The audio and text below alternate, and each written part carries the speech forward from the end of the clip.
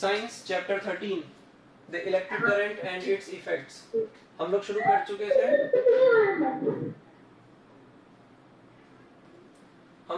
चुके थे। दो पार्ट हो चुके हैं इस चैप्टर के। तो एक बार थोड़ा ओवरव्यू देख लेते हैं। इलेक्ट्रिसिटी की हमने बात करना शुरू की थी इस चैप्टर में। इलेक्ट्रिसिटी जिसके ऊपर हमारी लाइफ में बहुत बड़ी हमारी लाइफ की डिपेंडेंसी है बहुत ज्यादा डिग्री पर, electricity is one of that. तो कंडक्टर्स इंसुलेटर्स की बात करते हुए हम इलेक्ट्रिक चार्ज के बारे में बहुत ज्यादा डिटेल में बात कर चुके थे। एक्टिविटी 1 में हमने देखा कि करंट को फ्लो होने के लिए क्या चाहिए, एक क्लोज्ड पाथ चाहिए तभी फ्लो हो पाता है। ठीक है, उसमें कहीं भी लीकेजेस है उस वायर में तो उस क्लोज्ड पाथ में तो करंट वहां से फ्लो नहीं हो पाएगा। ये हमने देख लिया था। आगे चलते हुए हाउ डज इलेक्ट्रिसिटी मूव में हमने देखा था, हाउ डज इलेक्ट्रिसिटी मूव में हमने देख लिया था कि चार्जेस एक्चुअल में होते क्या हैं, कहां से आते हैं, क्या उनका सिग्निफिकेंस है। ठीक है, ये सब हमने देखते हुए बैटरी तक पहुंच गए थे कल के एंड ऑफ द क्लास तक। ठीक है,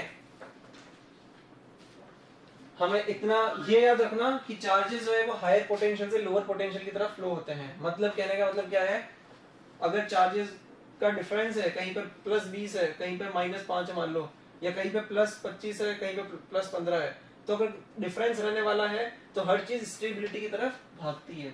दुनिया में हर चीज स्टेबिलिटी की तरफ भागती है। मतलब वो चार्ज जहाँ पे ज्यादा है, जहाँ पे कम है, ज्यादा से कम की तरफ फ्लो हो जाएगा, और जब तक फ्लो होगा जब तक ही इक्वल नहीं हो जाता। इसको ऐसे समझ सकते हैं हम कि ये रहा,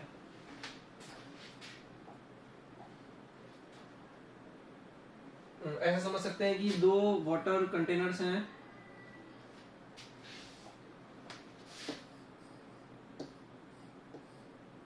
ये दो वाटर कंटेनर्स हैं। एक में पानी जो है यहाँ तक ही मान लीजिए, एक में पानी यहाँ तक है। तो कब तक फ्लो होगा, पानी यहाँ से निकलना यहाँ तक शुरू होगा जब तक ये दोनों में इक्वल लेवल ना बन जाए।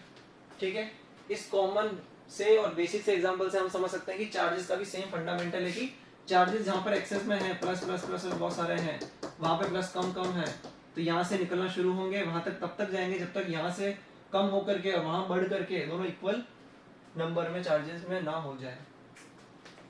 आया समझ में? ठीक है, हाउ डज इलेक्ट्रिसिटी मूव में ये हमने सारी बात कर ली डिटेल में, लास्ट वीडियो में आपको मिल जाएगा।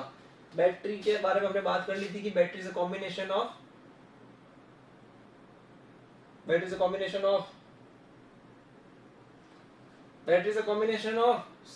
मोर देन वन सेल्स। कुछ रिवाइज नहीं कर रहे हो तुम लोग तो थोड़ा रिवीजन भी करते चलो। ये मत सोचो कि रिकॉर्डिंग है तो बाद में होता जाएगा। कितनी रिकॉर्डिंग साथ में देखोगे भाई, मैथ्स है, साइंस है और सब्जेक्ट्स भी है, कितनी रिकॉर्डिंग एक साथ देख लोगे? तो बेस्ट सिनेरियो यही रहने वाला है आप लोगों के लिए कि डेली बेसिस पे ही रिकॉर्डिंग फॉलो करनी तो वो, या फिर क्लास को फॉलो करना तो वो फॉलो करते हुए चलो। ठीक है, ये पढ़ लेते हैं फिर से एक बार। A combination of more than one electric cell is called a battery. The positive terminal of one cell is connected to the negative terminal of the next cell. In such devices, the cells are either placed one after the other or side by side. Batteries are used in torches, toys, cars, etc. ये कुछ applications हैं। और batteries तो अब हर जगह होती है, in fact vehicles भी, like right ऑटोमोबाइल इंडस्ट्री में भी अब तो बैटरीज, बैटरी का इंट्रोडक्शन हो चुका है। राइट, बैटरी के टू व्हीलर्स वाले ऑटोमोबाइल्स हमारे पास अब तो हैं जो बैटरी से चलते हैं। ठीक है, तो यहाँ पे एक बार ये देख लो फिर से एक बार कि टर्मिनल जो है, बैटरी के दो टर्मिनल या सेल के दो टर्मिनल, प्लस और माइनस, एक प्लस होगा एक माइनस होगा ही होगा। माइनस वो पोटेंशियल जहां पर चार्ज, मतलब कि जहां जिस पॉजिटिव से फ्लो होकर के नेगेटिव की तरफ आने वाला है। ठीक है, अब मेरा कहने का मतलब ये कि एक टर्मिनल पॉजिटिव है एक नेगेटिव है, इसका मतलब ये नहीं होगा कि यहाँ पे +20 चार्जेस ही होने वाले हैं या -10 ही होने वाले हैं, ऐसा नहीं होगा।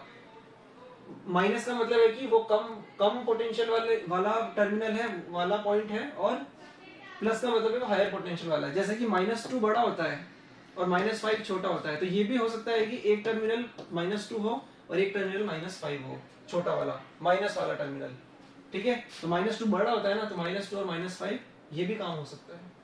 तो प्लस का मतलब से इतना नहीं है कि वो प्लस हो, और ये भी हो सकता है कि प्लस पे आप 0 रख दीजिए और यहाँ पे -10 रख दो, तभी तो 0 बड़ा है -10 से। ठीक है, तो ये केसेस है कुछ। पहले ये देखो, electron flow and conventional flow. तो सर्किट की बात हमने की थी, सर्किट बना लो एक बार, बैटरी ऊपर बना लो और ये पूरा आपका सर्किट बना हुआ है, यहाँ पे आपने स्विचेस लगा दिए हैं, देखेंगे कि स्विचेस के सिंबल क्या होते हैं। बैटरी का सिंबल ये होता है, रेजिस्टेंस मिल जाएगा आपको, करंट फ्लो होगा। अब ध्यान से देखो, करंट फ्लो हो रहा है opposite to direction of electron flow होता है हमेशा। Electron flow and conventional current देखो एक बार। The flow of electrons due to potential difference between the battery terminals causes electrons to move in a particular direction. This flow of electrons causes current in a wire. हमें पता है कि plus और minus आपस में attract करते हैं और माइनस माइनस और प्लस प्लस आपस में रिपेल करते हैं। लाइक चार्जेस जो है आपस में रिपेल करेंगे, लाइक चार्जेस रिपेल करेंगे, ये पता है? Yes sir. Like charges repel करेंगे और अनलाइक चार्जेस मतलब डिफरेंट चार्जेस आपस में अट्रैक्ट करेंगे।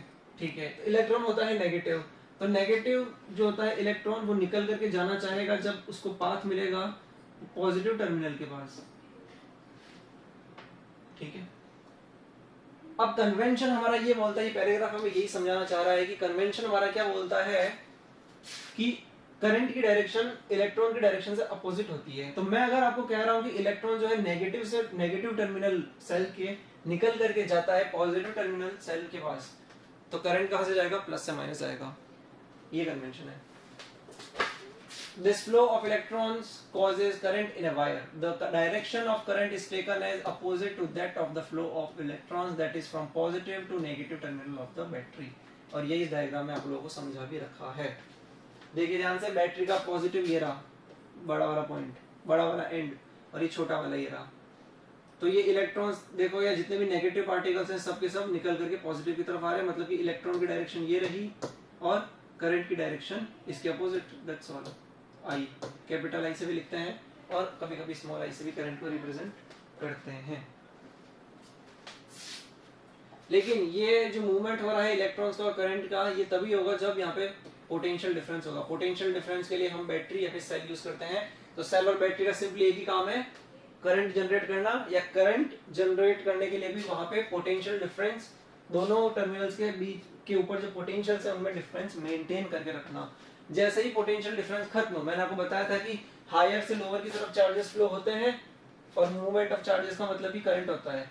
तो वो तब तक फ्लो होंगे जब तक कि दोनों में सैचुरेशन ना आ जाए, मतलब कि दोनों एंड पे, दोनों टर्मिनल्स पे नंबर ऑफ चार्जेस या फिर दोनों का पोटेंशियल इक्वल ना हो जाए, तब तक फ्लो होगा।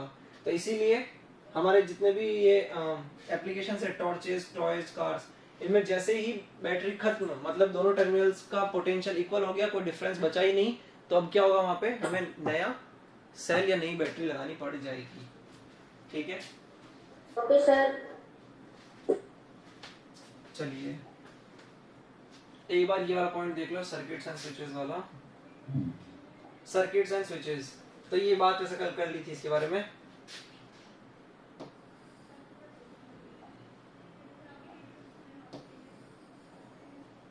सर्किट्स एंड स्विचेस, सर्किट्स का मतलब हमें पता है कि अगर वो सर्किट क्लोज पाथ दे रहा है करंट को तो वो क्लोज्ड सर्किट होता है, और अगर कहीं भी बीच में ब्रेक अगर आ गया है तो वो क्या होता है, ब्रेक लगा दिया आपने ताकि करंट को बंद करना है आपको। ठीक है, तो वो ओपन सर्किट होता है। ओपन सर्किट के लिए स्विच जो है होता है, वो ओपन सर्किट के लिए स्विच भी ओपन होना जरूरी है, और क्लोज सर्किट के लिए स्विच भी क्लोज होना जरूरी है। मतलब कि स्विच आपने लगा रखा है तो स्विच को बंद कर दो।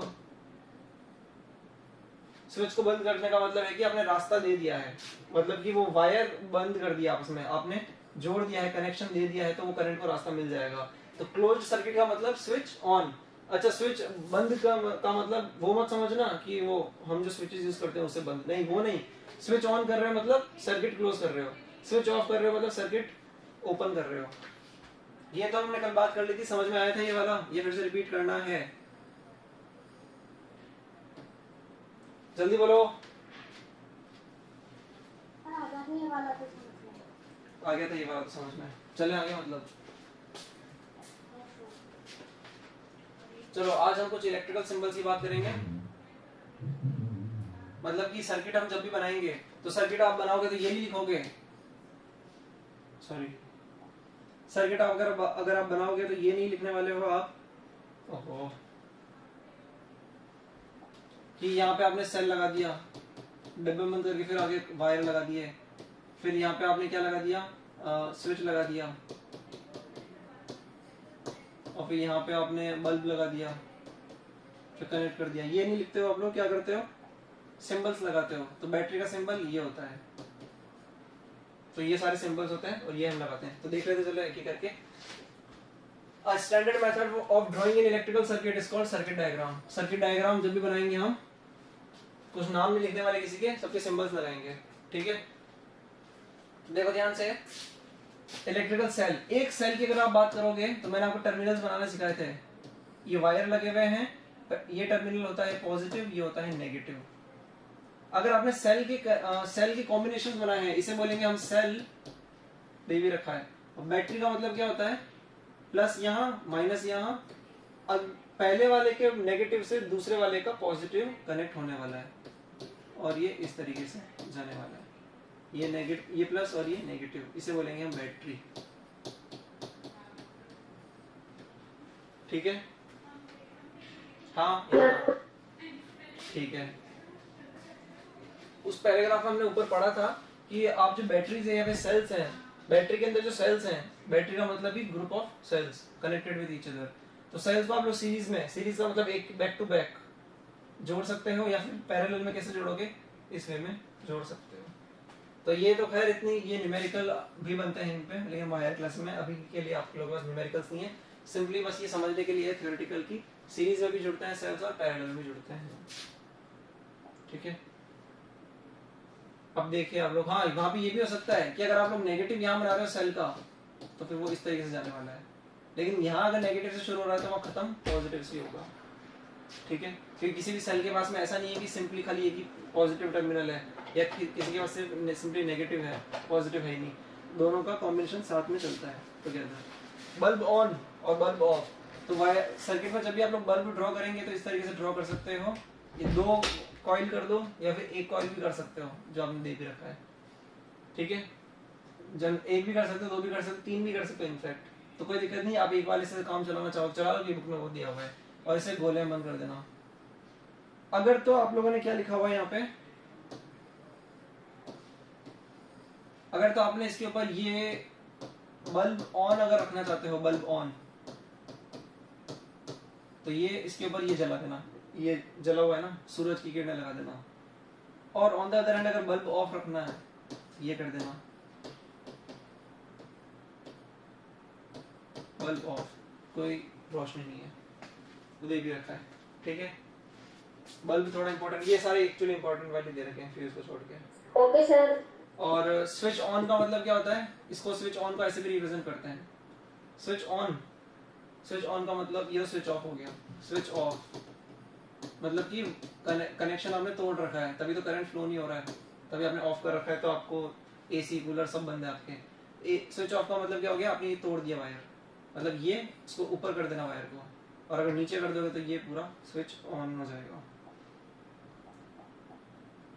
इसको ऐसे भी लिख सकते हैं कि दो ब्रैकेट बना देना और बीच में कुछ मत लगाना, तो ये स्विच ऑन, स्विच ऑफ का होता है एक्चुअली। स्विच ऑन का देखो एक बार, इस वाले के करस्पॉन्डिंग क्या होगा, स्ट्रेट वायर, तोड़ दोगे तो इसको ऊपर कर देना बीच में। और स्विच ऑन का दूसरा ये वाला क्या होता है, आपने ब्रैकेट बनाए हैं पैरेंथेसिस, बीच में एक डॉट लगा देना, मतलब कि कनेक्शन है। आया समझ में, समझ में आया? Yes sir, yes sir. ठीक है,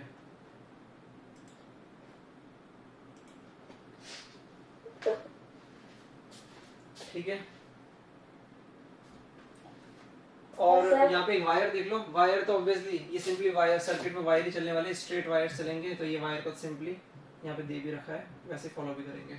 और फ्यूज का मतलब क्या होता है, एक बार देख लो, फ्यूज क्या मतलब क्या होता है, बीच में आप लोगों को ये बनाना है, एक क्रस्ट और एक ट्रफ बनाना है, इसे फ्यूज बोलते हैं। अच्छा, फ्यूज का काम क्या होता है, मान लो किसी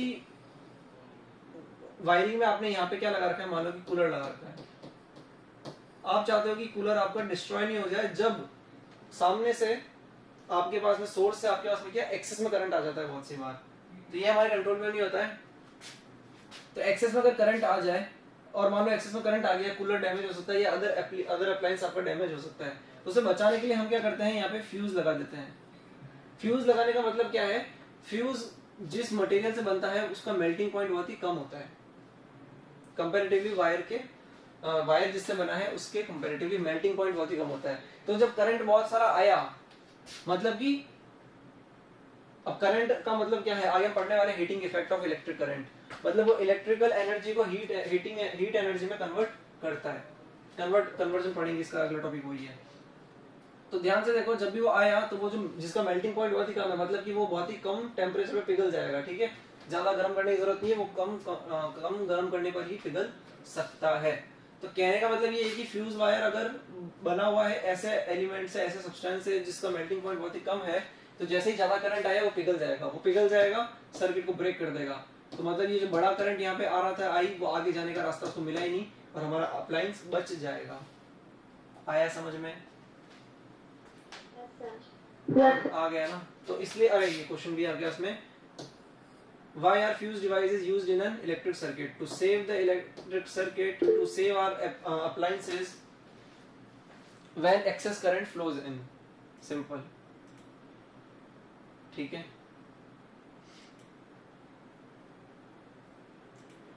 चलिए आगे चलते हैं।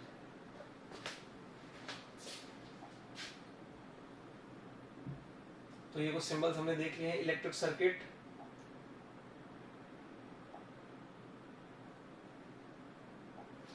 सर हाँ जी, सर फ्यूज को एमसीबी बोलते हैं क्या? हाँ जी, सर फ्यूज को एमसीबी बोलते हैं क्या? ना ना ना ना, एमसीबी अलग होता है यस, सर। जैसे ये बोल सकते हैं कि एमसीबी,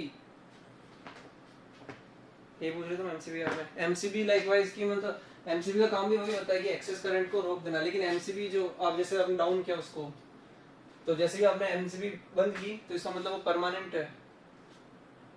परमानेंट है, मतलब कि एमसीबी जैसा आपने बंद किया तो वो भी सर्किट ब्रेकर होता है, एक्चुअली एक्सेस करंट को रोकने का काम आता है, तो वो ब्रेकर होता है वो भी, लेकिन उसको बार बार रिप्लेस करने की जरूरत नहीं है। लेकिन फ्यूज आपने किसी भी इक्विपमेंट के लिए लगा रखा है, घर में अप्लायंस के लिए लगा रखा है, तो वहां पे आप उस फ्यूज को ऐसा नहीं कि हटा दोगे, बंद वहां पे बंद ऑन ऑफ करने का काम नहीं है। फ्यूज करंट आया, फ्यूज गया वहां पे, तो वहां पे रिप्लेसमेंट की जरूरत पड़ती है। तो एमसीबी को रिप्लेस नहीं करना है, एमसीबी सिंपली आप उसको नीचे करिए, डाउन करिए और वो सेव कर लेगा, ठीक ओके है। सर। इस तरीके से दोनों का पर्पस सेम है, फ्यूज और एमसीबी का, कि सर्किट ब्रेकिंग का, जब एक्सेस में करंट आता है तब, अदरवाइज। चलो इफेक्ट्स ऑफ इलेक्ट्रिक करंट, तो मेरे ख्याल से बड़ा, अच्छा इलेक्ट्रिक सर्किट ये पढ़ना था, तो चलो ये वाला टॉपिक कंप्लीट कर लेते हैं। सिंपल है क्योंकि इसलिए देखिए आप लोग, इलेक्ट्रिक सर्किट का मतलब तो हम लोगों को पता है कि it is a closed path through which current passes, ठीक है, इलेक्ट्रिक सर्किट। और इलेक्ट्रिक सर्किट को हम स्टैंडर्ड तरीके से कैसे बनाते हैं, वो इलेक्ट्रिकल सिंबल्स यूज करते हुए जो अभी हमने पढ़े ऊपर, ठीक है। तो ये क्लोज सर्किट है, ये ओपन सर्किट दे रखा है। ओपन सर्किट में इन दोनों में इतना डिफरेंस होगा कि सारे एप्लीकेशंस, सारे अप्लायंसेस, सारे रेजिस्टेंस वगैरह, सारे जितने भी सर्किट एलिमेंट्स सब कुछ सेम रहने वाले हैं, लेकिन ओपन रहने वाला है, यहाँ पे क्लोज रहने वाला है, ये क्लोज रहने वाला है, ये ओपन रहने वाला है, दैट्स ऑल, और कोई डिफरेंस नहीं है, ठीक है। तो करंट की डायरेक्शन दे रखी है, देखो ध्यान से, ये करंट की डायरेक्शन दे रखी है, आई इस तरीके से दे रखी है डायरेक्शंस, मतलब फ्लो हो रहा है क्योंकि सर्किट क्लोज है, करंट को जाने का पाथ मिला हुआ है, और यहाँ पे कोई पाथ नहीं है तो करंट फ्लो हो ही नहीं रहा एक्चुअली, तो बल्ब भी ग्लो नहीं हो रहा है, ठीक है। When the switch is on, the circuit is closed. जिसकी बात ऑलरेडी कर ली है। The electric current flows from the positive terminal to battery to the negative terminal. Instantly bulb glows. That's all. Simply इसके बारे में ये समझा रखा है। The bulb does not glow. आया समझ में? Yes sir. ये कल ये दोनों पॉइंट देखेंगे, ये आपके लिए होमवर्क में, साइंस के लिए। Why is water a good conductor of electricity? तो इसको गूगल करो या कहीं और से जैसे सर्च करना है करो, लेकिन इसका बताना एक बार ना, ये वाला कल हम डिस्कस करेंगे, थोड़ा इंपॉर्टेंट भी है, और ये भी, ये तो खाली प्रिकॉशनरी टाइप का, तो ये भी हम कल बात करेंगे। कल का टॉपिक हम स्टार्ट करेंगे इफेक्ट्स ऑफ इलेक्ट्रिक करंट, ठीक है, आगे देखने वाले हैं, जिसकी बात अभी हमने की थी, इलेक्ट्रिकल एनर्जी से हीट एनर्जी में कन्वर्ट होता है। तो आपको एक बता दूं कि एनर्जी के बहुत सारे फॉर्म्स होते हैं, तो उन फॉर्म्स में हम इंटर कन्वर्जन कर सकते हैं। हीट एनर्जी को केमिकल एनर्जी में, केमिकल एनर्जी को इलेक्ट्रिकल एनर्जी, इस तरीके से एनर्जी में कन्वर्जन हो सकता है। लेकिन ऐसा नहीं हो सकता कि एनर्जी को आपने डिस्ट्रॉय कर दिया, बिकॉज एक लॉ है साइंस का कि energy can never be created nor be destroyed. ठीक है, तो हम ये पढ़ेंगे एनर्जी में इंटर कन्वर्जेंस होते हैं। तो यहाँ से हम कल शुरू करने वाले हैं। चलिए ठीक है, थैंक यू सो मच। और जैसे पार्सल यस बाय।